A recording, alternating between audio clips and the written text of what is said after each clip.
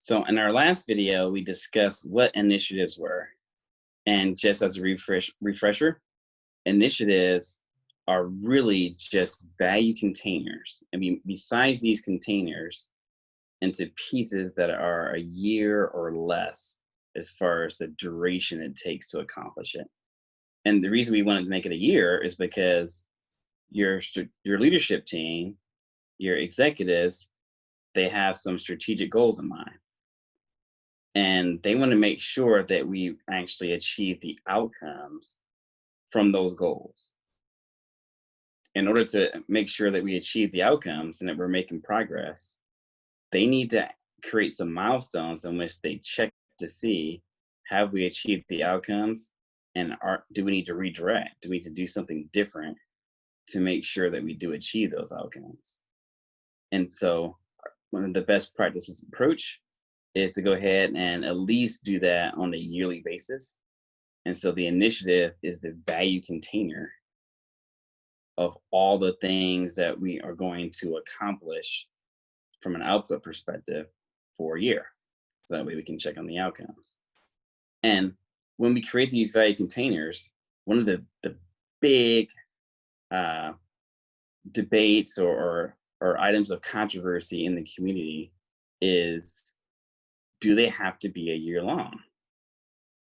And the answer is yes. We want to actually check for that a yearly goal. So you do want to make them a year long. And one of the obstacles or impediments to making them a year long is people say, well, what if the work that you're doing actually requires more than a year to complete? And we want to actually introduce a small paradigm shift to answer this. Now, remember, I'm only doing an initiative because I want the outcomes that are derived from a strategic goal. And the strategic goal may be a piece of work that's multiple years. So when I actually work on the initiative, I want to make it a year. But when people say that, hey, it could be longer as far as the work, I kind of reject that. And I'm going to say that what you should do instead of making the work bigger, because remember, I'm trying to accomplish the strategic goal, which is bigger than a year. I'm going to reduce the initiative to only what I can accomplish within a year. And that way, I'm setting some proper expectations about what we can accomplish within a year and what the outcomes will hopefully be within a year. And we can check to see if we're on track or not. And if we've actually achieved what we sought out to achieve within that time period, great. Then we know that we're on track, and it's probably going to most likely be an investment we should continue to make.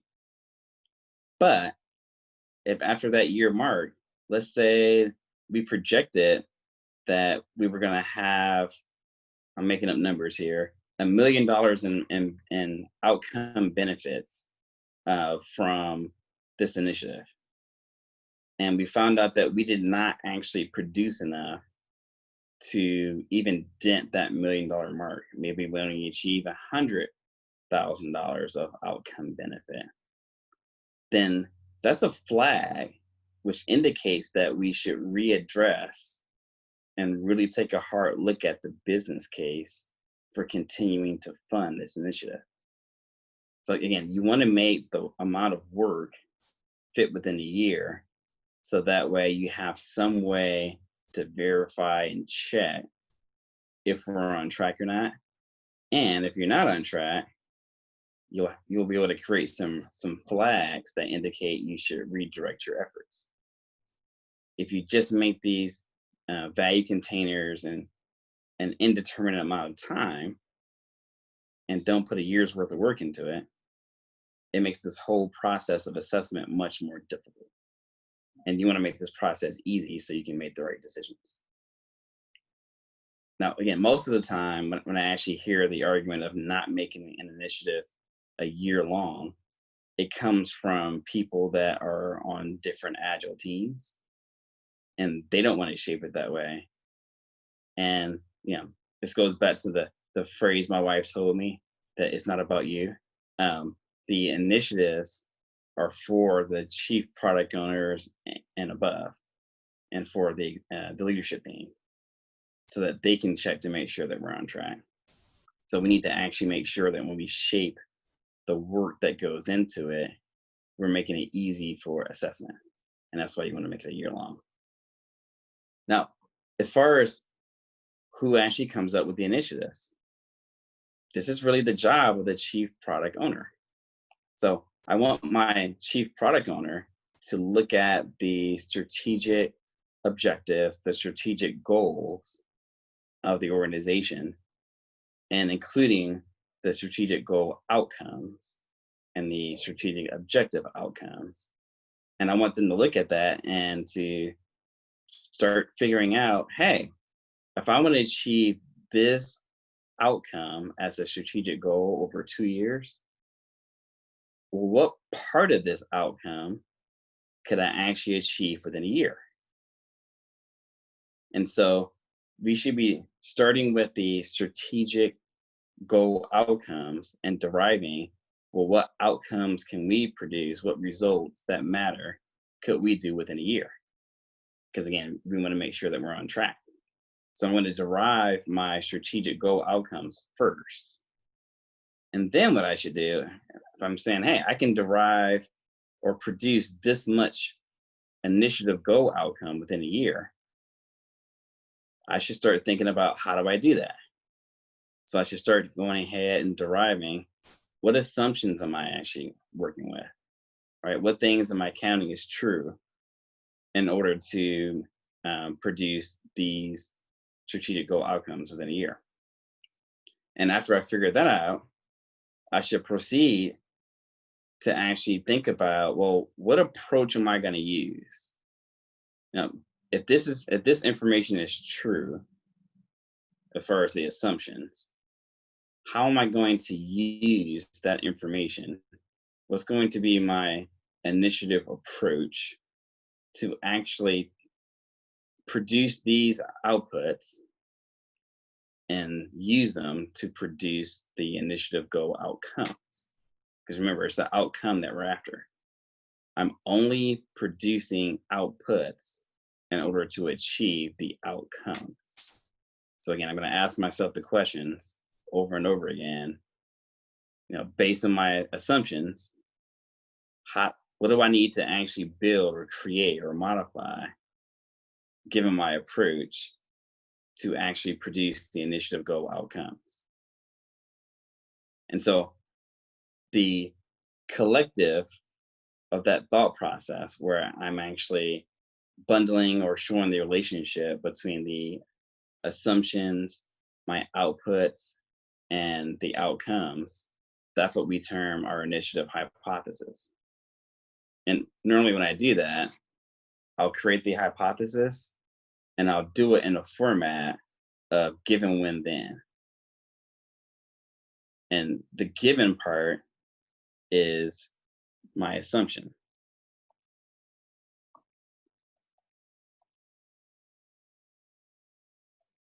The when part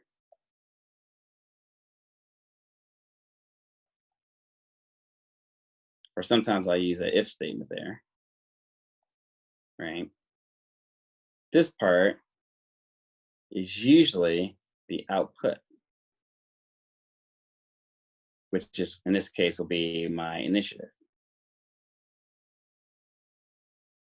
And then the then part is usually my outcome, my initiative outcome. So let's just go through a quick example of how this plays out.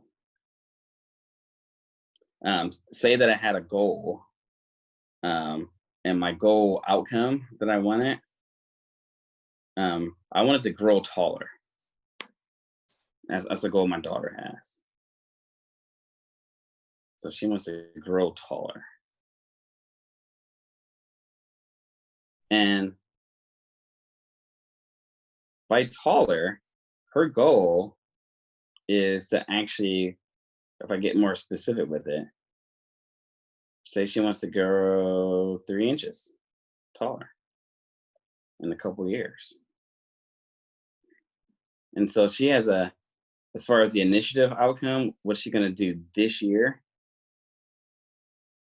Well, she has a goal to grow at least 2 inches this year,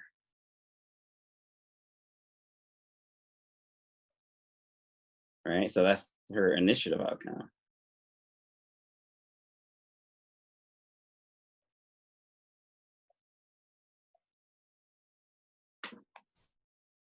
Now, we have some assumptions in our household. And one of the big assumptions in our household is that if you eat a healthy diet of salads, it'll help you to grow. So, our assumption is that eating salads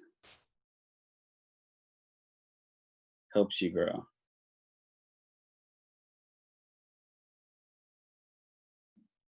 True or not, that's the only way we can get her to eat salads.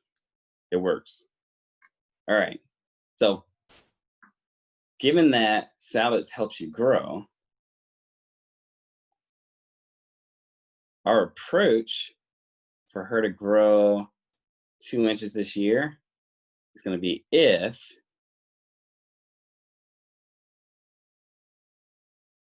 she eats a salad every day.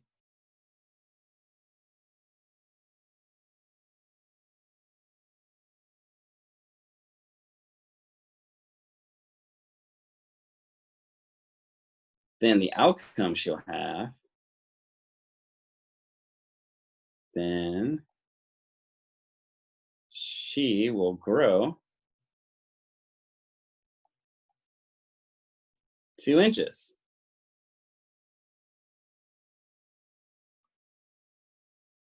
All right. So our then statement links up to our our initiative outcome, and the output, what we're going to produce, that becomes a salad a day. That's what she's producing, right? So it's this if statement here, but becomes your output.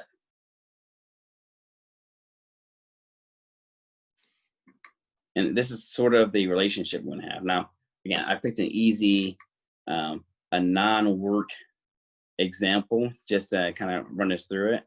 But there's probably some of you in video land who are saying, "Hey, that's great for a non-work example, but we need something tangible, right?" So let's uh let's switch our example to something that is a little bit more work oriented. So I won't use my daughter wanting to grow 3 inches as my strategic goal anymore. I'll use something work related. Um, we want to expand out, expand to Asian markets. So that's our strategic goal, right? Now, as far as the initiative outcome, right? So maybe we want to have 5 offices in China, Singapore, Korea, and Vietnam. So maybe we're targeting those areas and we want to accomplish that this year.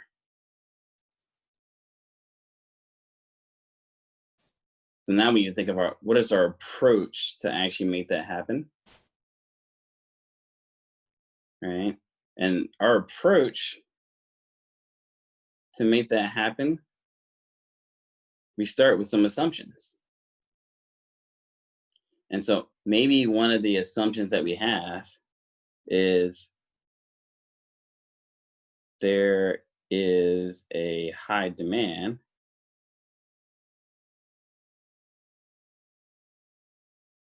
for our product in Asia, right? So they want to buy whatever we have to sell. And maybe for our approach, our thought is if we partner with existing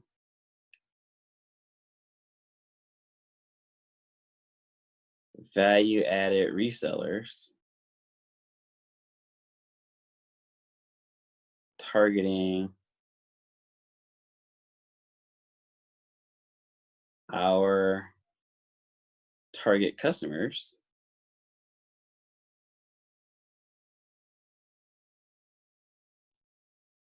then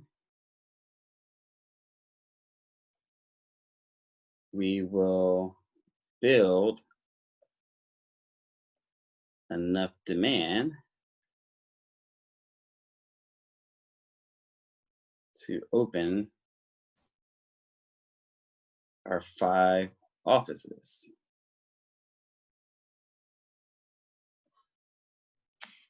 right?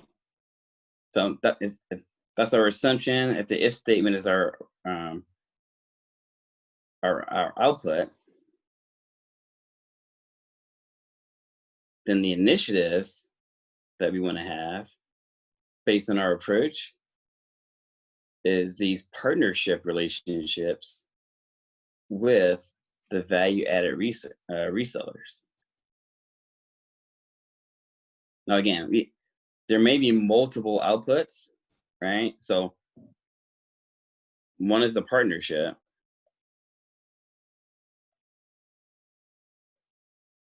There's some other ones though. We actually want to build the offices. We may need to tailor the products. And I can go on, but each one of these things are going to be outputs or initiatives that we want to produce. So again, this is where your initiatives come from. Now, when we actually create our initiative hypothesis, we need to make sure there's at least one initiative for every initiative hypothesis. Because again, if the outputs are derived, your initiatives are derived from that if statement in our initiative hypothesis, then what's going to happen is that each initiative hypothesis is going to at least have one if statement. And so you need to have one initiative that comes out of it. Now, when you're doing this process, you also want to make sure that the sum of all the initiatives related to a strategic goal outcome constitutes all of the benefit. So I should look and see, do a kind of a check. And when I say we, I'm meaning the chief product owners because they're in charge of these, right? So the chief product owner should do some analysis and say, hey, I have this list of initiative outcomes that belong to a strategic goal. Will completion of the initiatives and achievement of the initiative outcomes, if I combine all the initiative outcomes for this strategic goal, will it accomplish the whole goal? Or at least, the portion that you want to do for a year. And if the answer is yes, then you probably have it all. But if the answer is no, then you probably need to do a little bit more thinking and come up with some more initiatives, right? And if you're methodical in this manner and do this analysis, this is how you can make sure that you're moving step by step, year by year toward implementing your strategic goals. Well, I actually said that earlier we would have 2 videos in our series, well, 3 videos in total. But this is the second video. on where initiatives come from. And we're going to do one more video on how to create them. So we'll go into a little bit more detail of how to actually produce these initiatives. But for now, I'm going to sign off and we will see you next time.